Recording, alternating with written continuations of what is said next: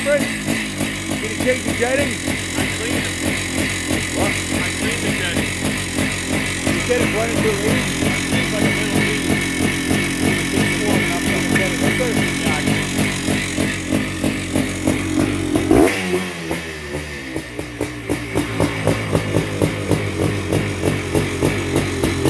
Good though. Yeah.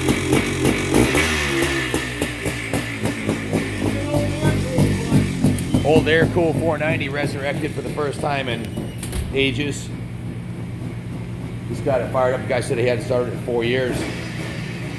This is a pretty cool piece. This is a Harley Davidson shovel head FLHT. This is the Tour Glide. First year the Tour Glide.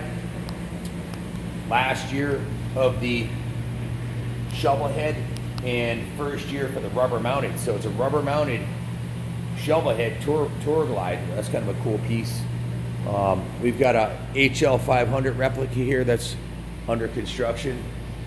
Working on that one. We've got a BSA that we're in the process of doing some light restoration work on. Another CR 500 just came back from the powder coaters. What are you working on, Billy? GSX 1100. This is a GSX R 1100 engine, oil cooled in a sport touring configuration with a shaft drive. This is kind of a cool piece. The guy that owned this gave it a lot of love. He bought an NOS exhaust system for it.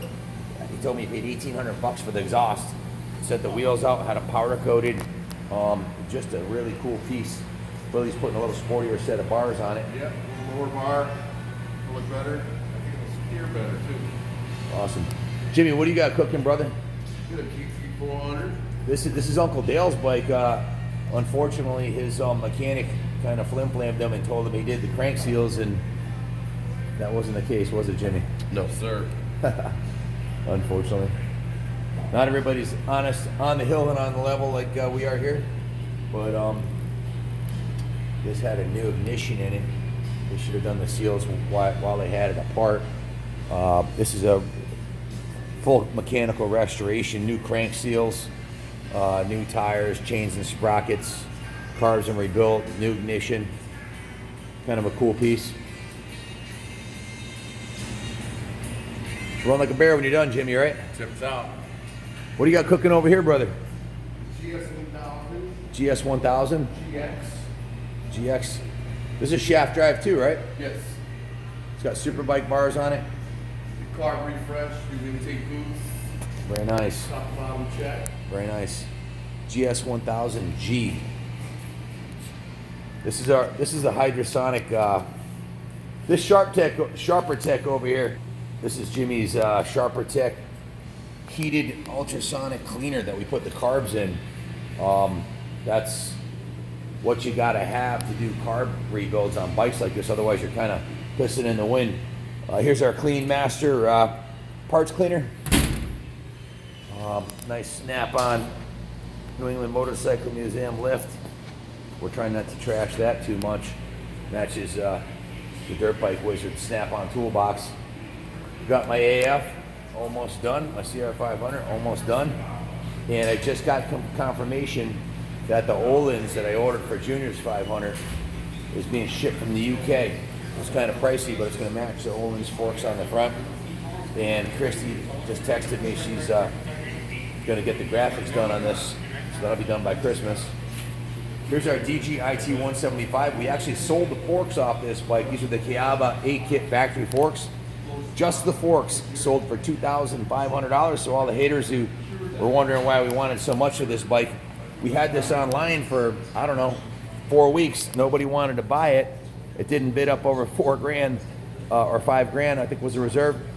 So we took this bike and we sold the forks for $2,500, and we're putting on a stock set of forks, and it'll still be worth $4,000. So it is what it is, but we had a buyer for the forks. We took them off, sold them. Over here we got an Iron Head, another Iron Head Sportster that we're in the process of getting running. Looking forward to firing this bad boy up. It's been in winter slumber for a while. So you think she's running a little bit lean? A little lean. I think if I put a one-size pilot, it would make it run a little better. But these were known to ping and detonate because they're just air-cooled beasts. The fact that it's 18 degrees out, that's going to change. Does that make it run leaner or richer? Yeah, make it run leaner. Make it run leaner. Yeah, you need to richen it up for the winter. So it doesn't cold seas, right? Yeah. So that's the first time you started this, and it hadn't been started in 4 years, right? Yeah, but I remember these coming up behind me when I was racing 500s, and I could always hear them king, king, ping, ping, ping. And they were only coming up on you because you had arm pump. It wasn't because your CR500 didn't have more horsepower, right? Yeah, it wasn't because of that. Because they were catching me at the end of the motor. If this passes your 500, you got no one to blame but yourself, brother. Yeah. Just saying. But I remember how they run, and it seems bringing back memories. Yep. Yeah, that's why I wasn't racing them. So what's next up after this? Your next project? You're doing the KLR 650 Stage 2 kit, pipe, carb, everything else, right? I'm doing a jet kit on it. And fork springs and everything. So stay tuned. We got some cool shit going on down here. I tuned it where it was like Next project. This is an 80. This is an, almost Chris. This is an 88 500 CR frame we sent out for powder coating, right? right 88 CR. So we got an 88 CR 500 we're going to be building. We just got the motor in for that. We have an 88 frame up, which are we doing inverted forks on that one, Chris? On the 88, are you going inverted forks? No, I got a set of 88 forks that I was going to use. Right side up? Right side up. That's the ones that come on stock.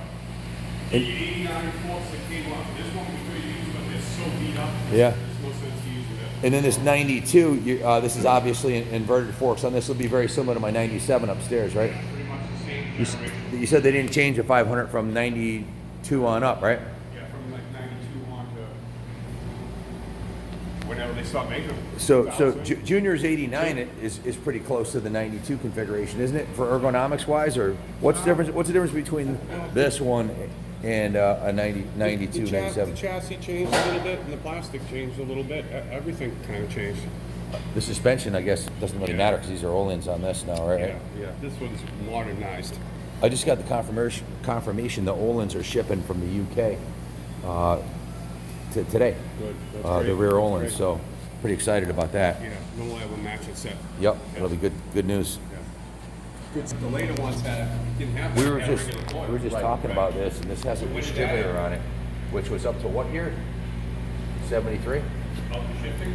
No, the distributor was up to. I don't know. No, I don't know either. I'd have to go back and double check, but I remember the The 900s had too. it's a Kickstarter Yeah, it's only, kick, right shift. with right side shift, and they went to left side to 73. But for a flat track, the right side shift was better, right? 'Cause Yeah. you're going left. That's why they were a right side shifter. Because Harley won more races on this Sportster motor than any other manufacturer on any motor ever, I think. This thing dominated racing for decades. and this is magneto powered ignition and lights. Yep. No battery. I can't wait to ride this thing. Straight pipes.